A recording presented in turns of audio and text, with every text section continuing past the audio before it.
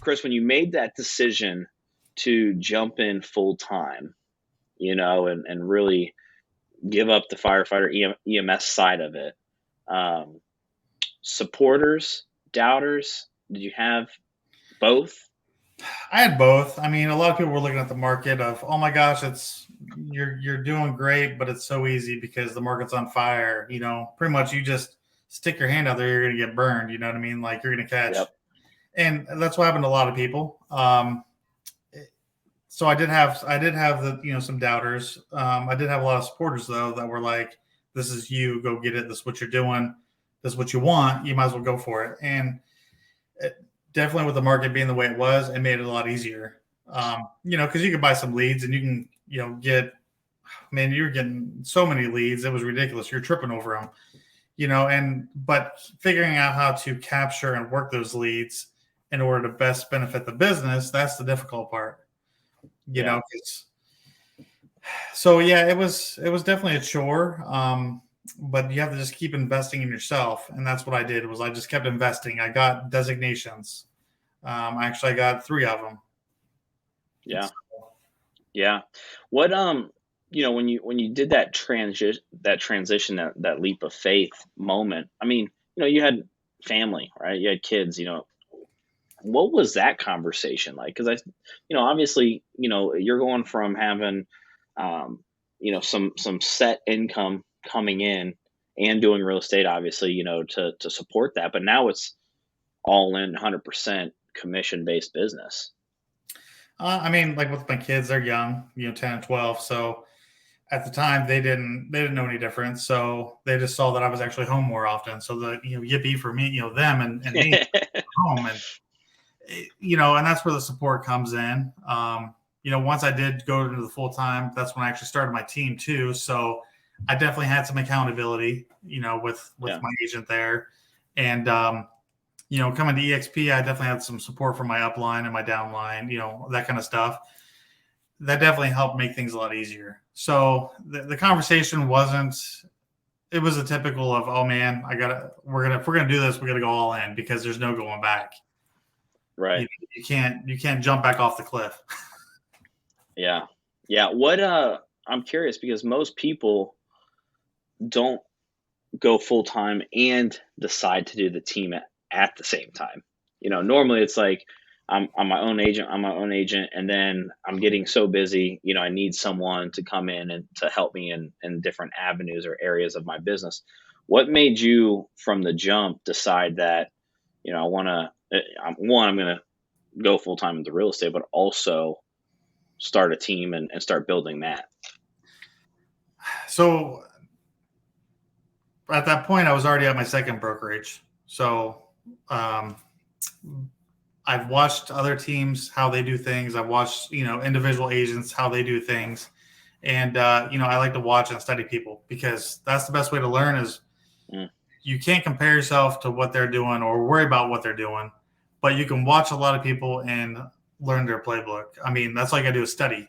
So you see, okay, this individual agent, this is his marketing, this is what his niche is, and you look at some other individuals and some teams, and you find out, okay, are they going after um, like the off market ones? Are they going after just mhm. condos or like the retirement market? I know some agents that go off of just referral based business. Yeah.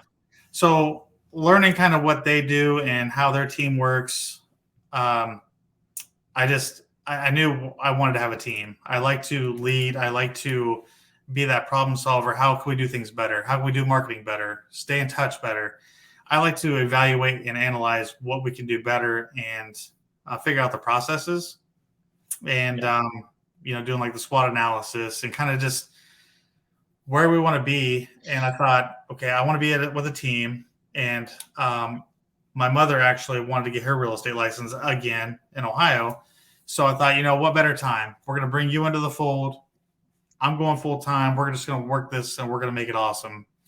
And Yeah. she was all about it and on board. So we got her license. And it was shortly thereafter, I think about 4 months in with a team, I actually got my first outside agent to come on the team. And it was a couple months later, I actually got another one too. So the team didn't grow super fast, but it grew, organically like it should. Yeah.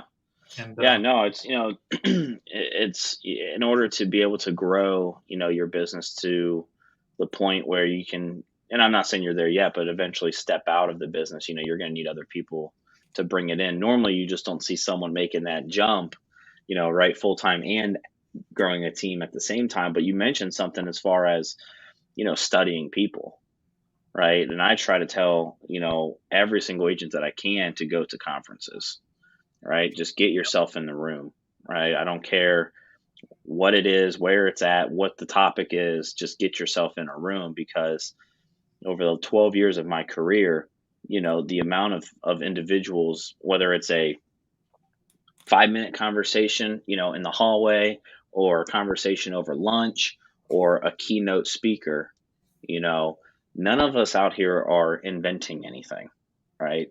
We right, are ripping off and duplicating and studying people, right? And the biggest difference is taking it back and implementing it, right? But investing in yourself. You mentioned designations, studying people, seeing what's working, what's not working. I think a lot of people miss that because they feel like they have to do it all themselves or they have to be the ones that are creating it. Whereas we could easily just duplicate what's working for Chris will work for me, and what's working for John will work for Sally, and what's working for Sally will work for Bob. yep, You know, yep. I mean, and that's the thing. It's no matter how good you think your idea is, there's always going to be a better idea. And I've learned that. So currently I'm in the process of changing my CRM. And I thought what I had was the best thing since sliced bread.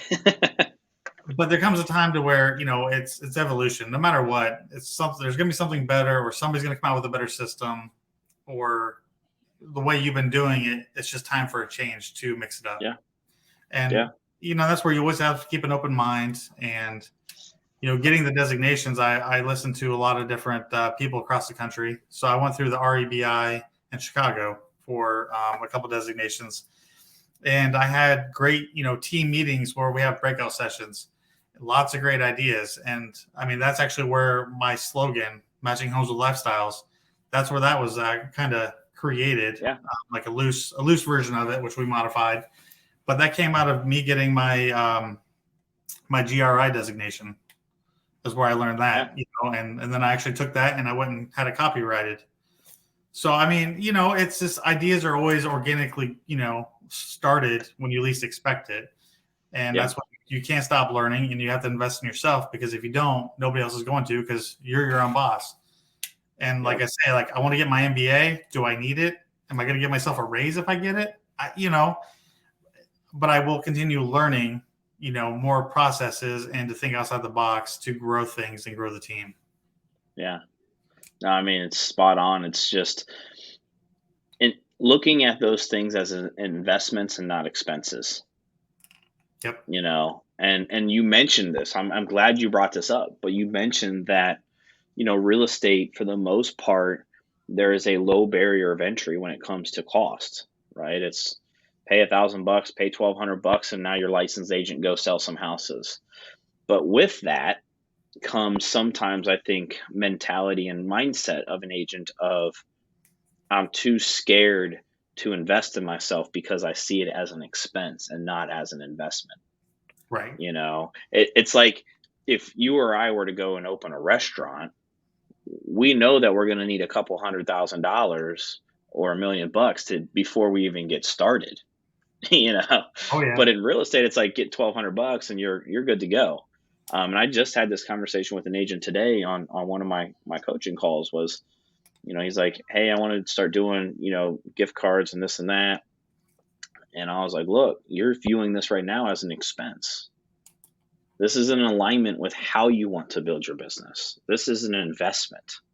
Mm-hmm. And just do the math. You need one transaction from this one thing per year for you to make your money back, right? Oh yeah. So just switching the mindset, and that's the same thing. Like trainings, conferences. It doesn't matter.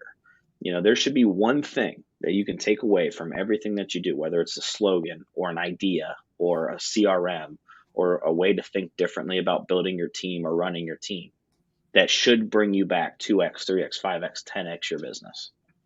Yep. Well, and since we brought that up too, did you know that through your local like county jobs and family services, the Ohio Means Jobs and all that stuff, if you actually go in there, there actually is a way, if you meet the threshold and some other requirements, you can actually get your real estate paid for. Okay. All right. So I was in there, I believe a week or two ago talking about that. And if you're like 300% or less of the poverty scale on your income, you may qualify for some funding for real estate.